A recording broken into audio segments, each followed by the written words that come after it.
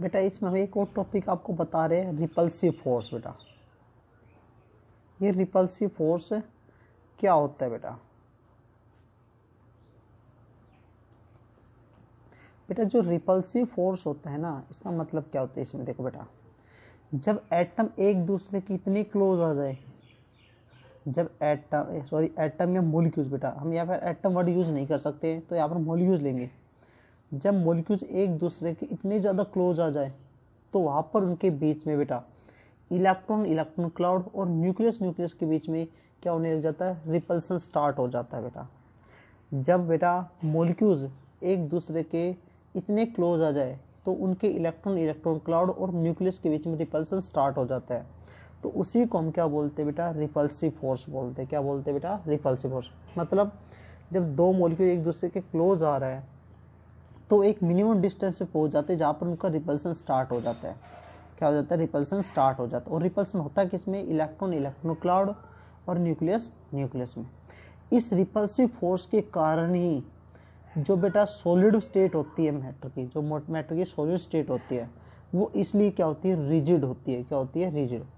तो बेटा repulsive force के कारण ही हम सॉलिड को कंप्रेस नहीं कर पाते और लिक्विड को कम कंप्रेस कर पाते हैं और गैस को इजीली कंप्रेस कर पाते हैं, क्योंकि सॉलिड के मॉलिक्यूल एक दूसरे के इतने क्लोज आ जाते हैं जहाँ पर उनमें रिपल्सिव फोर्स बहुत ज़्यादा हो जाता है और जिसके कारण हम उसको कंप्रेस, सॉलिड को कंप्रेस नहीं कर पाते बेटा। फिर आता है इसमें बेटा, एक आता है थर्मल एनर्जी।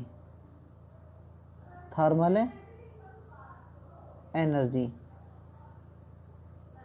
दूसरा आता है हमारे पास थर्मल एनर्जी होती क्या है बेटा? कोई आपसे पूछे बेटा इधर थर्मल एनर्जी, बेटा बिल्कुल इजी सा है। थर्मल एनर्जी किसी भी बॉडी या किसी भी सब्सटेंस की वो एनर्जी जो उस मोशन और मूवमेंट किसके? एटम और मॉलिक्यूल। जैसे हमारे पास बेटा कोई बॉडी है, कोई हमारे पास क्या है बेटा? बॉडी है या कोई सब्सटेंस है, उसकी जो थर्मल एनर्जी होगी ना वो किसके कारण होगी? उनमें जो पार्टिकल या एटम या मॉलिक्यूल्स प्रेजेंट होगी उनके मोशन और उसके मूवमेंट के कारण होगी बेटा। उसी को हम क्या बोलते हैं बेटा? थर्मल एनर्जी बोलते हैं। तो हम ये कह सकते हैं नॉर्मल में, the motion and movement of atom in a molecules, atom and molecule in a body is known as thermal energy of a substance. किसी भी सब्सटेंस में एटम और मॉलिक्यूल्स के मोशन और मूवमेंट के कारण जो एनर्जी प्रोड्यूस होती है ना, तो उसी को हम क्या बोलते हैं बेटा? थर्मल एनर्जी बोलते हैं बेटा। अब जो थर्मल एनर्जी होती है ना बेटा, वो टेम्परेचर पर डिपेंड करती है। क्यों?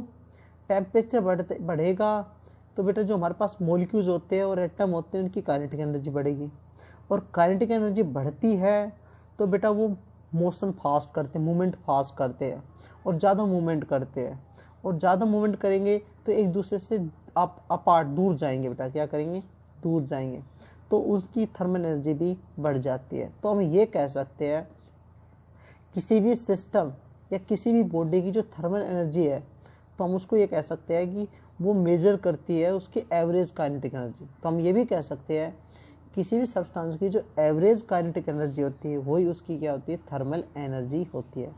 किसी भी सब्सटेंस की जो एवरेज काइनेटिक एनर्जी होती है वही उसकी क्या होती है? थर्मल एनर्जी होती है।